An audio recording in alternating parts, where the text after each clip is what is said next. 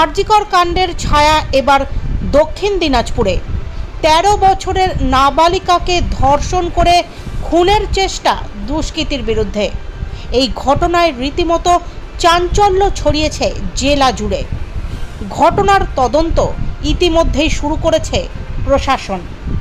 বর্তমানে গুরুতর আহত অবস্থায় গঙ্গারামপুর সুপার স্পেশালিটি হাসপাতালে চিকিৎসাধীন ওই নাবালিকা। নির্যাতিতার পরিবারের অভিযোগ, ধর্ষণ করে খুন করার চেষ্টা করা হয়েছে ওই নাবালিকাকে। ধর্ষিতার পরিবার সূত্রে খবর, ওই নাবালিকা পঞ্চম শ্রেণীর ছাত্রী। বুধবার রাত্রে নিজের ঘরে পড়াশুনো করছিল ওই নাবালিকা। পড়াশুনো শেষে নিজের ঘরেই শুয়ে পড়ে সে। এরপর রাত্রি 1টা নাগাদ হঠাৎ মেয়ের চিৎকারে জেগে ওঠেন নাবালিকার মা। ঘটনার পর নাবালিকার মা ঘরে ঢুকতে গেলে অজ্ঞাত পরিচয় এক ব্যক্তি নাবালিকার মাকে ধাক্কা দিয়ে ঘর থেকে বেরিয়ে যায় বলে অভিযোগ। এরপর ঘরে ঢুকে নাবালিকাকে অচৈতন্য অবস্থায় দেখতে পায় তার মা।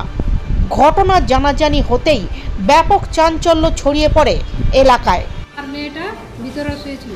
আচ্ছা, কিন্তু ঘুমাইছি, মানে ঘুমার আগে কিন্তু বললাম মেয়েটাকে পড়ো, এখন ঘুমাবে না, এখন পড়ো। তারপরে পড়ে টড়ে তারপরে বলছে আমি ঘুমাবো। তাহলে আমি বলছি ঘুমাও। তাহলে আমি বাইরে ঘুমালাম আর মেয়েটা ভিতরে ঘুমালো। তারা ঘুমায়, তারপরে এদিকে 12টা 1টার দিকে মানে মেয়েটা করছে। তারপরে বললাম মেয়েটা স্বপ্নে এরকম করছে নাকি। তারপরে আবার অনেক জোরে করে করলো। তারপরে না ঢুকি তো, তারপরে লাইটটা অফ ছিল, মানে লাইটটা জ্বালালাম, জ্বালিয়ে মানে লোকটা মানে বের হয়ে গেল। ওই ছেলেটা বের হয়ে তার মানে 2 হাতে ধরে চুলটা আমাকে একদম মাটিতে লেপটে পড়ে। আপনাকে মারধর করেছে? হ্যাঁ। চিনতে পেরেছিলেন কে ছিল? মানে অন্ধকার আছে তো ওখানে। আচ্ছা, তারপর চিনতে পারেননি? না। তারপরে কি দেখলেন মেয়ের সঙ্গে? তারপরে মানে ওই তো পালা গেছে তো, তারপরে মেয়েটাকে দেখলাম বেহুঁশ হয়ে পড়ে গেছে। তারপরে দেখছি গলা দুড়ি আছে। গলা দুড়ি দেখে আমি গোটায় লোককে মানে ডাকলাম। আপনার মেয়েকে কি?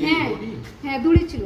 বললাম আপনার মেয়েকে কি ধর্ষণ করবার পরে মেরে ফেলার চেষ্টা করা হয়েছে? হ্যাঁ মেরে ফেলার চেষ্টা হয়েছে। কি তার সঙ্গে ধর্ষণ হয়েছে?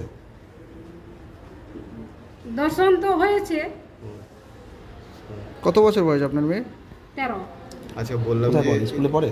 হ্যাঁ স্কুলে পড়ে, গাঙ্গরিয়া সিংহাবাদ। আচ্ছা, বললাম এরপরে কি ওকে কোথায় নিয়ে গিয়েছিলেন তারপরে? না, তারপরে মানে কথা নিয়ে জানি বাড়িতেই, বাড়িতে ঘরের ভিতরে। আচ্ছা, তারপরে কি হাসপাতালে নিয়ে গিয়েছিলেন? হ্যাঁ, তারপরে নিয়ে আসলাম ইয়াতে থানায়।